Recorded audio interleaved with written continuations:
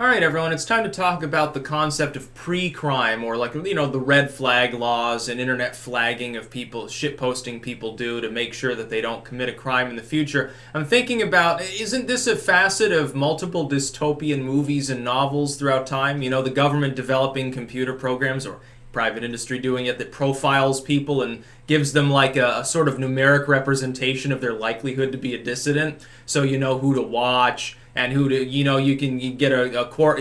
If they go above a certain number, like, oh, you've got a 9.5 out of 10 on the dissident scale, so we don't even need a warrant to read through your emails to make sure you're not plotting terrorism or something. Isn't this like a totally dystopian feature? You could literally make a really good movie about that. Of course, not nowadays. Hollywood would fill it full of diversity and then ruin the script. They wouldn't even bother making a script. They would just make sure that the cast looked like a bunch of Skittles, and they would say you're racist if you don't want to watch the movie. Seems to be their operative procedure these days in the wake of the glory that was the Ghostbusters reboot, but we won't even talk about that any fucking more. Here's the thing. The idea of pre-crime, like screening laws, red flag, is blatantly unconstitutional and also completely unhelpful. Especially when you consider the facet that is satire. Here's a problem, and we've seen this problem with like routine censorship. When we look at a lot of the people that have been banned on like Twitter or YouTube or whatever, aren't a lot of them really, ultimately, they're edgy comedians? They're saying weird shit, but they're saying it in a tongue-in-cheek manner. Like if Howard Stern were just starting out today, he would get banned off of the internet. He would never get a radio show. He wouldn't know who he was. He wouldn't be able to, because he would have been censored out of existence and labeled, ironically, despite the fact that he's Jewish, he would have been labeled a Nazi.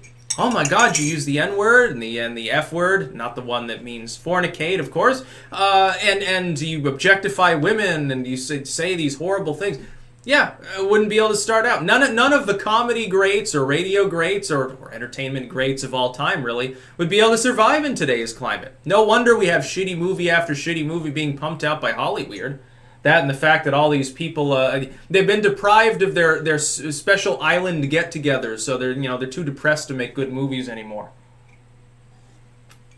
Like the idea of red flag laws. The idea of a red flag law, for anyone under a rock that doesn't know, is that somebody like complains that they think you're going to be violent, and so the police come and confiscate your weapons pending and any potential litigation against you, like pending a court decision. So essentially you've scrapped the idea of a jury trial when you're doing this. Now, there is one exception that is kind of accepted within constitutional canon, and that's for lunacy. It is possible, the founding fathers would have used this litmus test. If a person is known, this violent lunatic, they wouldn't have been allowed certain rights. This is not a court finding, this is just the person is known to be, it is common knowledge that they are the town lunatic or something. You don't give the town lunatic a musket. They don't have a right to use that musket because they're not capable of it. They're a fucking lunatic. In the legalistic age that we live in, of course, you can't simply say, well, we know him to be the town village idiot, he's incapable of using the musket, or he's incapable of voting, or he's incapable of managing his life, so we sort of keep an eye on him or something. You have to get courts and potentially, the medical apparatus involved. Who's going to determine what the criteria are for these red flag laws? Are you going to say mental illness? Like some people are saying, for example, well, the mentally ill shouldn't own guns. Again, I've made this argument before. So that means that what about seasonal affective?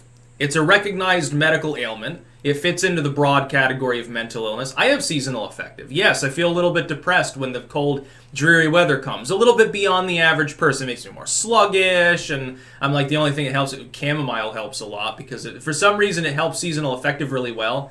Like for a few hours afterwards, you're like asymptomatic. You feel great. It feels like it's midsummer. It's amazing.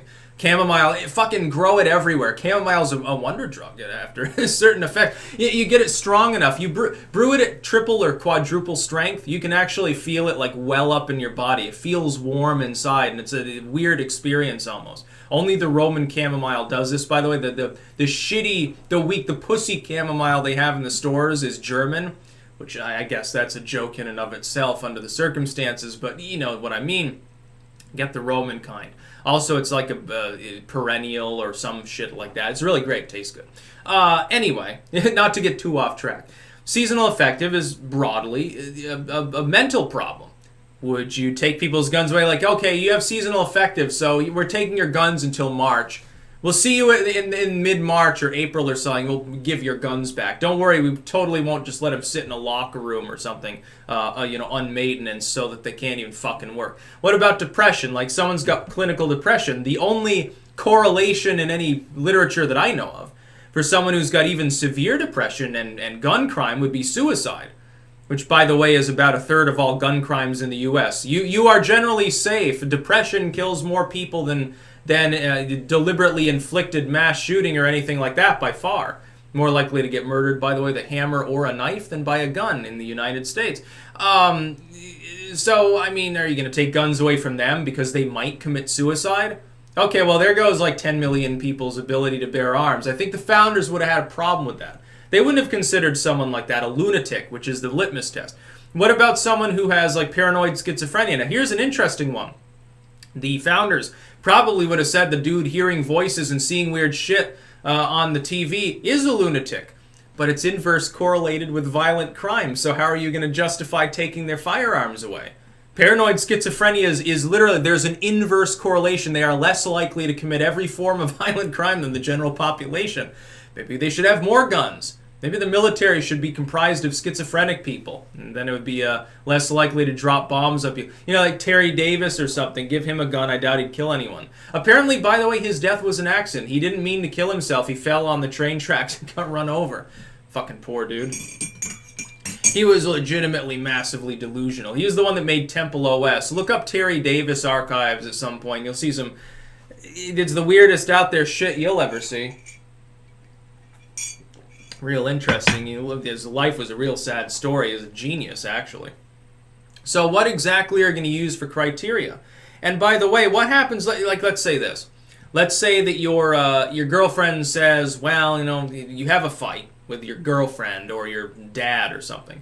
And they call the cops, say, look, I think he's going to start something. And they show up and you think that your home is being broken into or something during a raid, so you open fire and kill someone. Are they responsible? What if there was no legitimate reason for them to be there in the first place? What if it's a joke? What if it's they're disgruntled? What if they called them falsely and any court of law would have told them to fuck themselves? There was a false police report and yet now there's a person dead. What if you get killed?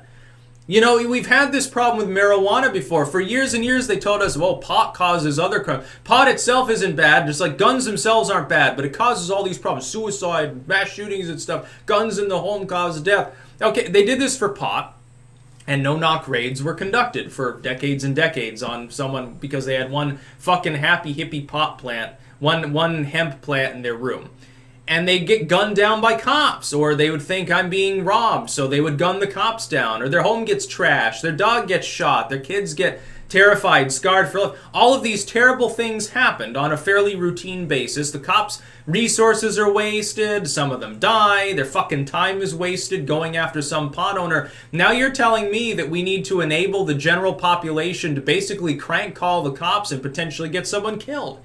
It's fucking stupid. It's not going to work anyway. And the idea of internet pre-crime, by the way, is even worse. The idea, like even Trump alluding to this, well, these internet companies need to develop the ability to screen people's content to see if they're going to commit a crime so we can nip it in the bud before it happens. What are you talking about? That's called the opposite of due process. It's a violation of the Second Amendment. It's a violation of the First Amendment. It's a violation of the Fourth Amendment. It's a violation of every possible ordinance and law and constitutional rigor you can imagine with regards to jury trial and fair, speedy public trial, blah, blah, blah. Just to outsource it to a private company and say they can do whatever they want. No, private companies cannot do whatever they want.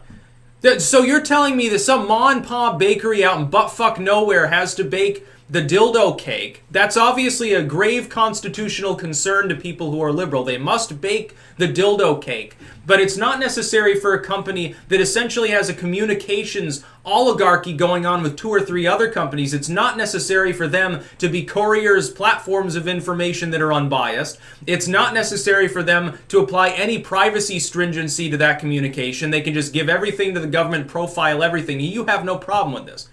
Why? Because little Jimmy might shoot somebody? I'm much more worried about that material being compiled and accidentally given to the Chinese. Or hacked by Russians. You're so worried about that. Apparently that info, you're not worried about them hacking. So the government and tech firms can create massive profiles, extrajudicially, of course, of every U.S. citizen based on their net, what they buy, what they say, and stuff. That's okay. It can be privately stored. It can be used to conduct red flag raids and all that. You don't have a problem with that. So basically, you're okay with us becoming the USSR. Stalin would have loved to have had such an apparatus. And it's basically, the internet is starting to resemble what would have been created if the internet had been developed by East Germany in the 1970s or something like that. You do realize that, right? Now, the Stasi will keep you safe from those evil mass shooters, by the way. They'll make sure that wrong thinkers can't own a gun. They'll make sure that wrong thinkers can't make a YouTube video. They'll make sure wrong thinkers don't exist, basically. We'll Stalinize everything. Yeah, that doesn't sound like a world I'm that interested in living in. Sounds like bullshit to me. That's about all. Peace out.